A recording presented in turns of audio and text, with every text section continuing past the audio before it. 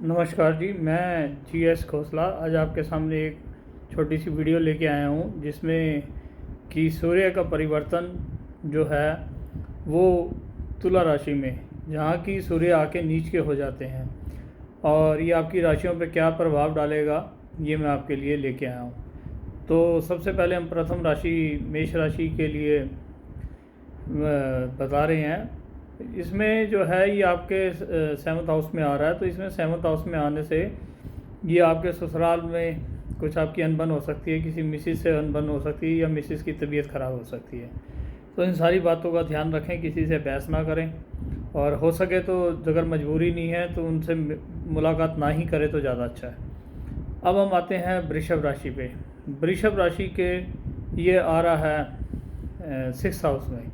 6th house में आने से ये जो है यहाँ पर आपको रोग रिपो ऋण, इसमें आपको जो है ना तो किसी से कर्जा लेना है ना किसी को कर्जा देना है, और यही जो बातें आप अगर मान के चलेंगे तो आपको फ़ायदा ही होगा।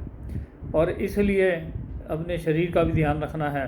कोई आपको लग रहा है कि तकलीफ़ है, वायरल फैला हुआ जैसे, तो उसके लिए भी आपको ध्यान रखना है। और इसके बाद हम आते हैं मिथुन राशि। तो मिथुन राशि के ये 5वें घर में आ रहा है, तो 5वें घर में आने से आपको इंटरटेनमेंट करवाएगा, आपके बच्चों की तरक्की कराएगा और आपके लिए शेयर मार्केट में ये फ़ायदा करेगा। और लॉटरी जुआ सट्टे में या किट्टी कहीं भी आपने डाल रखी है तो वहाँ भी आपको ये फ़ायदा कर सकता है। अब हम आते हैं कर्क राशि में। तो कर्क राशि के ये 4th हाउस में आ रहा है। तो 4th हाउस में ये आपका जो आपका गाड़ी का, मकान का और मदर का, इन सब चीज़ों का योग बना रहा है। तो इसमें मदर अगर आपकी तबीयत ख़राब थी या आपसे दूर रह रही थी तो वो आपसे मिलने आ सकती हैं। तो इसके बाद हम आते हैं सिंह राशि। सिंह राशि का जो है ये लॉर्ड भी है, मालिक भी है और ये नीच का आ रहा है। तो इसमें आपको अपनी हेल्थ की ध्यान रखना है, आपको गुस्सा नहीं करना, आपको किसी किस्म के लफड़े में नहीं पड़ना, जो आपका काम है वही करो तो ज़्यादा अच्छा रहेगा। इसके बाद हम आते हैं कन्या राशि। तो कन्या राशि के ये 2nd हाउस में आ रहा है। 2nd हाउस में आने से ये आपका जो है अनाप शनाप पैसा खर्च कराएगा। वैसे भी फेस्टिवल आ रहे हैं तो हमारे में एक कहावत है, दही देख के स्नान कर, जेब देख के दान कर। तो जो आपकी जेब अलाउ करती है उसी में ही आप चलें। खर्चे आपके बहुत बढ़ेंगे और अनाप शनाप खर्चे ना करें तो ये आपके लिए ज़्यादा बेनिफिशियल होगा। और इसके बाद हम आते हैं तुला राशि में। तो तुला राशि के ये लगन में ही आ रहा है, तो इसमें ये आपको बेफालतू के काम करवाएगा और आपको गुस्सा दिलवाएगा, और जहां आपने नहीं भी जाना वहां आप चले जाओगे और कोई ना कोई पंगा ले लोगे। तो इसलिए तुला राशि को तो बी अलर्ट रहना है, क्योंकि ये उन्हीं की राशि के बीच में आ रहा है, तो इसलिए आपको अलर्ट मोड में रहना है। अब हम आते हैं वृश्चिक राशि। तो वृश्चिक राशि के ये 12वें घर में आ रहा है। तो 12वां घर होता है खर्चे का, तो ये आपका खर्चा करवा सकता है, हवाई यात्रा करवा सकता है, या फ़ॉरेन का कोई टूर पेंडिंग पड़ा था तो वो आप काफ़ी टाइम से नहीं लगा पा रहे थे तो वो आपका टूर लग जाएगा। और इसमें एक ये भी है कि आप किसी दुखित आदमी का पता करने जा सकते हैं हॉस्पिटल में या उसके घर में। अगर आप दुखी आदमी का पता करने जा रहे हैं तो प्लीज़ उसको कोई राय मत दे कि तू इस डॉक्टर को दिखा ले, इस वैद्य को दिखा ले, नहीं तो राय उल्टी पड़ सकती है।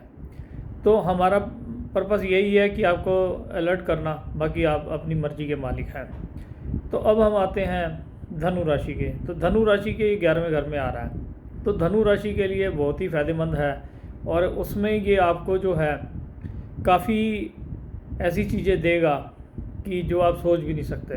जैसे आपकी कोई पेमेंट रुकी हुई है, या कोई नई पार्टी मिलवा देगा, या आप कोई फैक्ट्री लगाना चाह रहे थे नहीं लगा पा रहे थे, या आप कोई घर में की रजिस्ट्री कराना चाह रहे थे नहीं हो रही थी, तो ये ऐसे आपके काम धनु राशि के लिए ये बढ़िया है। अब हम आते हैं मकर राशि के। तो मकर राशि के ये आ रहा है 10वें घर में। तो 10वें घर में आके ये आपको जो है कर्मों का लेखा जोखा देगा। जैसे कई बार कहते हैं ना, यार उसका लिया दिया सामने आ गया। तो जो तुमने पुराने कर्म कर रखे हैं, अच्छे कर्म कर रखे हैं, तो उसका ये फल आपको ज़रूर देगा और आपकी सोच से ज़्यादा देगा। और उसके बाद हम आते हैं आपका कुंभ राशि पे। तो कुंभ राशि के ये भाग्य स्थान पे आ रहा है, तो कुंभ राशि के भाग्य स्थान पे आने से ये आपके भाग्य को चमकाएगा। कोई धार्मिक यात्रा करा सकता है, कोई दान धर्म कर सकते हैं, किसी गरीब लड़की की शादी में पैसे लगा सकते हैं। तो ये जो है आपके लिए काफ़ी बढ़िया है। और अब हम आते हैं मीन राशि। तो मीन राशि के ये 8वें घर में आ रहा है, तो 8वें घर में आने से आप ना तो गाड़ी तेज़ चलाएं और ना चलाएं तो ज़्यादा अच्छा है, और बिना काम के अगर घर से ना निकलें तो बहुत ही बढ़िया रहेगा, क्योंकि ये आपका एक्सीडेंट का योग बना रहा है। तो हम नहीं चाहते कि आपको किसी विपदा में पड़ना पड़े, और जो भी काम करें अपना शांत रह के करें, और किसी की ज़मानत नहीं देनी, किसी के फैसले में नहीं बैठना, क्योंकि आप अपना फैसला कर लो तो वही बहुत है इस पीरियड के अंदर। तो ये थी हमारी 12 राशियों के ऊपर क्या है। मेरा YouTube चैनल है GS खोसला, मेरा मोबाइल नंबर है 9810062689। तो आपसे निवेदन है कि आप मेरी वीडियो को जैसे पहले भी like and share and subscribe करते हैं, वैसे ही आप इस वीडियो को भी करेंगे। तो इसके लिए मैं आपका तहे दिल से धन्यवाद करता हूँ। और एक मैं आपको बताना चाह रहा हूँ कि एक बार एक मेरे पास आदमी आया कि इस लड़के की कुंडली में, इसको बीवी का सुख नहीं है। तो उसी दौरान दूसरा भी एक लड़की आई और उसने मेरे को कहा कि इसका, मैंने कहा जी इसका तो बहुत बढ़िया सुख है। तो उन दोनों ने, जो बीच वाला आदमी था जो दोनों को लेके आया था, वो कह रहा जी मैं इनका रिश्ता पक्का करवा रहा हूँ। मैंने कहा रिश्ता पक्का हो ही नहीं सकता। कह रहा सर कल आपको भी मिठाई खिलाऊंगा, कल रोका है। मैं कहा ठीक है जी। अब वो आया नहीं, मैंने उसको 2 दिन बाद उसका फ़ोन आया, सर आपकी बात तो 1000% सही रही। मैं कहा क्या? कह रहा जी वो रिश्ता हुआ नहीं। तो इसलिए अगर, क्योंकि लड़की की कुंडली में लिखा था कि उसको बहुत बढ़िया आदमी मिलना है और उसको घरवाले का सुख है, और लड़के की कुंडली में लिखा था कि इसकी जूत पलंग होगी, इसकी बीवी से बनेगी नहीं, तो मैं कैसे कुंडली मिला देता। तो ये अपना एक्सपीरियंस है जो मैं आप लोगों के साथ भी शेयर करता हूँ, क्योंकि एक कुंडली आप अनजान आदमी से मिलवा लो और एक ज्ञानी आदमी से मिलवा लो, बड़ा फ़र्क पड़ता है, क्योंकि लाइफ का मामला है।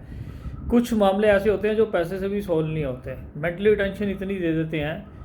तो मैं ये नहीं कह रहा कि मेरे से मिलवाओ, लेकिन कुंडली जब भी आप मिलवाओ तो उसमें सब चीज़ें देखो कि उसको परिवार का सुख है नहीं है, आदमी का सुख है नहीं है, और उसको पैसे का सुख है नहीं है, औरत का सुख है नहीं है।